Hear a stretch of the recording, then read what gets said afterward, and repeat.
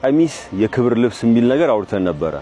ከዛ ቀሚስ ባላረጉ እህቶቻችን መካከል ለምን ቀሚስ የክብር ልብስ እንደተባለ የሆነ ነገር አውስተን እንሂድ።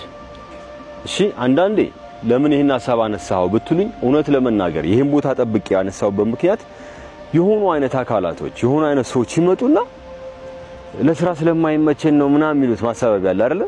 በቃ በእንደዚህ አይነት ሲቹዌሽን ውስጥ አረጋችሁት። ግን ቀሚስ ምን እንደሚወክል ላስረዳችሁ እኔ የገባኝን ያክል ማለት ነው።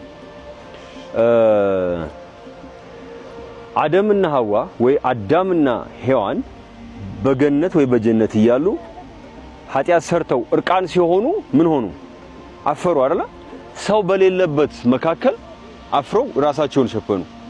አሁን ግን እህቶቻችን አሁን ግን የሆኑ ማህበረሰቦች ሰው ባለበት በሰው ጫካ ውስጥ እርቃን እምብርት አሳይቶ መሄድ በጣም ትልቅ ነገር፣ በቦላሌ ተቆጥሮ መሄድ በጣም ትልቅ ነገር አድርገው የሚወስዱ ሰዎች አሉ አይደል?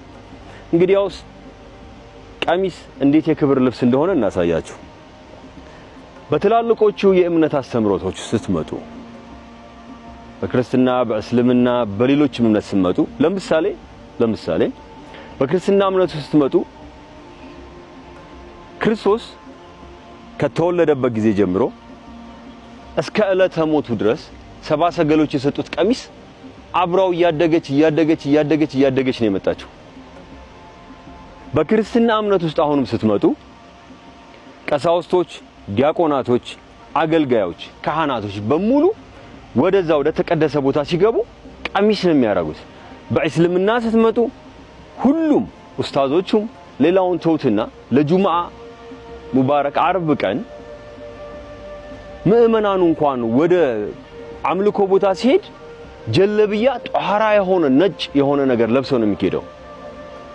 ወደ ቲቤት ሞንኮቹን ስታዩአቸው ፋር ኢስት ያሉት አብዛኛዎቹ በሂንዱ በቡድሃ ውስጥ ያሉት የበቁት አማኞች በሙሉ የሚለብሱት ቀሚስ ነው። ወንድ እንኳን ቀሚስ የሚለብሰው ሲበቃ ነው። እኛ በዓለም ምድር ተመላልሰን ተምረን ስንመረቅ ቀለሙ ይለያይ እንጂ ጥቁር ምን ለብሰው ሌላም ከለር ምን ለብሰው ገዋን ቀሚስ ነው አይደል? በጣም የሚያሳዝነኝ ነገር ዶክተሮች፣ መሐንዲሶች በቤተ ሙከራ ውስጥ የሚሰሯቸውን ሳይንቲፊክ የሆኑ ነገሮች ለማድረግ እንደ ገዋን ይከፈት እንጂ የሚያደርጉት ቀሚስ ነው።